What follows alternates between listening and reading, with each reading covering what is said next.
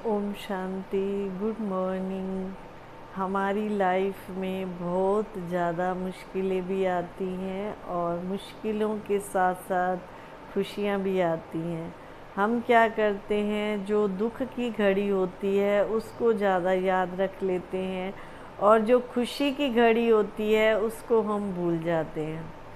अगर हम दुख की घड़ी को भूल करके खुशी की घड़ी को याद करें तो मन कभी भी ज़्यादा दुखी और परेशान नहीं होएगा। देखो, भगवान के घर में हम रोज़ जाते हैं तो वहाँ पर इतनी अच्छी अच्छी बातें जो है सुनाई जाती हैं। मन को एक ऐसे सुकून सा मिलता है।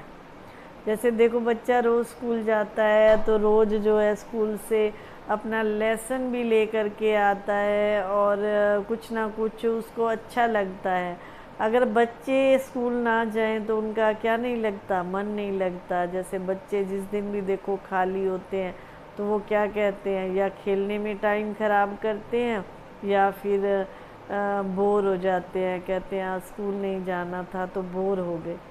तो ऐसे ही हमारी लाइफ बन जाती है। हम उस परम पिता परमात्मा के स्टूडेंट हमारी लाइफ हो जाती है। सुबह सुबह जैसे आश्रम पे जाना, वहाँ पे जा कर के मेडिटेशन करना और अच्छी अच्छी बातें सुनना इतना अच्छा लगता है कि जैसे एक दिन भी अगर हम नहीं जाते हैं, मिस कर देते हैं, तो ऐसे लगता है जैसे बहुत सारा खजाना हमारा किसी ने लूट लिया। इतना अच्छा शक्ति का अनुभव होता है। क्योंकि पूरे दिन का भोजन हमें सुबह ही मिल जाता है। जैसे देखते हो ना, ये जानवर लोग होते हैं तो सुबह सुबह मैं देखती हूँ, जब मैं आश्रम जाती हूँ तो यहाँ पर बहुत सारी गायें या जैसे वो खड़े होते हैं सब, तो उनको खाना खिलाने वाले या जो घास डालने वाले भी होते हैं, तो वो सुबह अपना इतना कोटा अंदर जमा कर लेते हैं खाने का।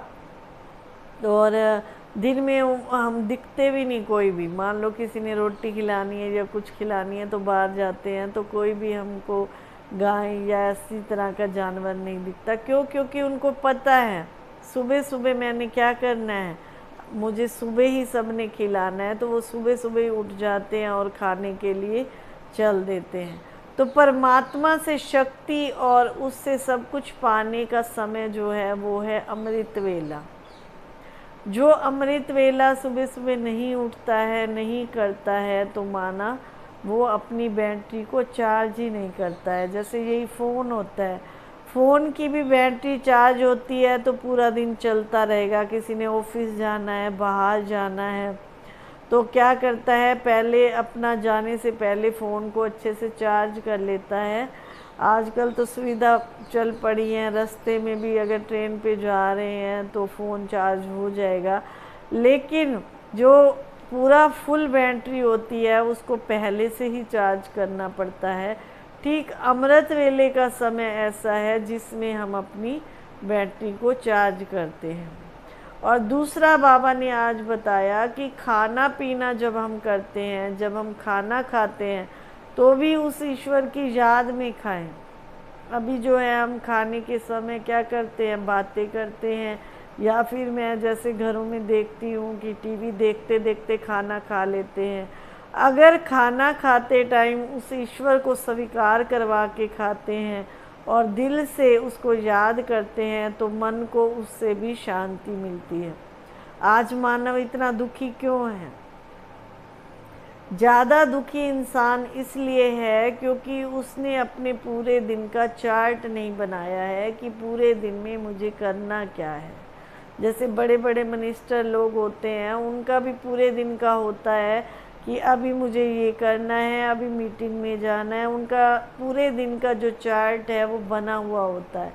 तो हम भी घर गृहस्थ में रहते हैं तो हमारा भी पूरे दिन का चार्ट बना हुआ होना चाहिए कि इस समय मुझे परमात्मा को याद करना है, इस समय मुझे खाना बनाना है, इस समय।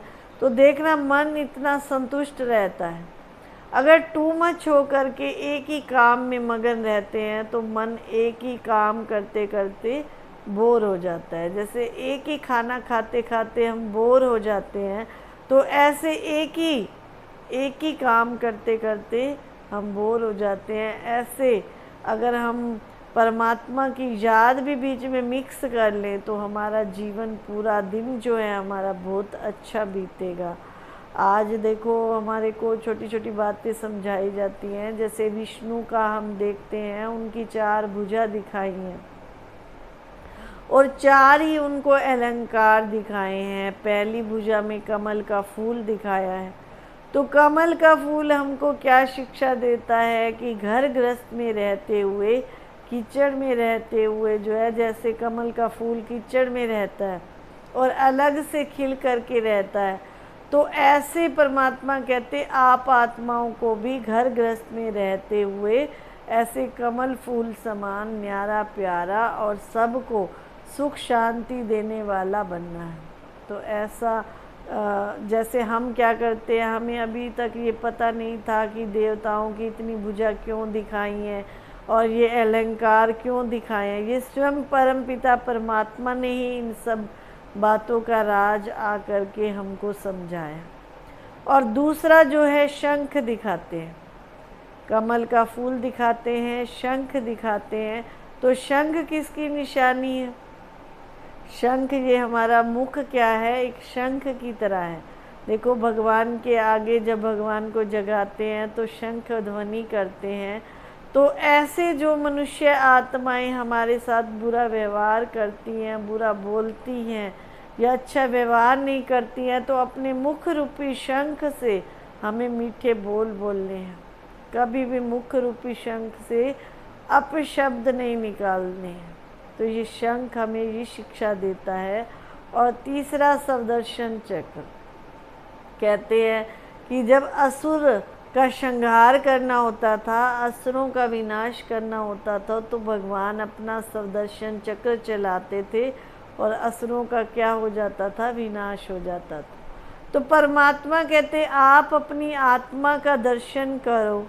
जब आप दिन रात अपने मन में सवदर्शन चक्र चलाते रहोगे तो विकारों का क्या हो जाएगा, विनाश हो जाएगा। अभी हमें सवदर्शन चक्र चलाना नहीं आता है, तो कल की वीडियो में आपको मैं बताऊंगी कि सवदर्शन चक्र क्या है।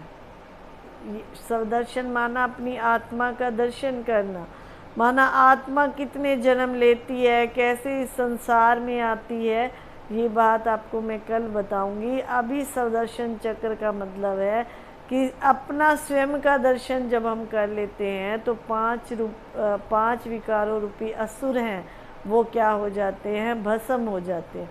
फिर हमारे को ये विकार जो हैं परेशान नहीं करते हैं। कोई वास्तव में ये नहीं कि भगवान जो है वो तो एक तरह से जीव हत्या हो गई, ये अंदर की बातें हैं सारी। और चौथा दिखाते हैं गदा। 4 अलंकार विष्णु को दिखाते हैं, सवदर्शन चक्र हो गया, कमल का फूल हो गया, शंख हो गया और गदा। गदा क्या शिक्षा देती है कि हमारे अंदर जो विकार है उनको ज्ञान की गदा चला करके अपने विकारों को क्या करना है, भस्म करना है। गदा में इतनी पावर होती है। एक गदा मान लो दिखाते हैं, हनुमान के हाथ में भी दिखाते हैं गदा, भीम के हाथ में भी दिखाते हैं। तो गदा जो है हमको इस तरह से चलानी है कि हमारे उससे भी विकारों का क्या है, खात्मा हो। तो ऐसे हर बात का रहस्य जब हम जान जाते हैं तो हम ज़्यादा दुखी और परेशान नहीं होते हैं। मन भी हमारा जो है खुश रहता है, संतुष्ट रहता है। तो ज्ञान ऐसी शक्ति है, जैसे कहते हैं ना, ज्ञान अंजन सतगुरु दिया, अज्ञान अंधेरे विनाश। जब परमात्मा हमको ज्ञान का ये ज्ञान की गदा दे देते हैं तो सब विकार रूपी अज्ञानता हमारे अंदर से ख़त्म हो जाती है। तो आइए स्वयं को जानिए, सवदर्शन चक्र को जानिए। और कल की वीडियो में आप जानेंगे कि कैसे अपनी आत्मा का सवदर्शन चक्र घुमाना है, तो उससे भी हमारी बुराइयां जो हैं ख़त्म हो जाएंगी। ओम शांति।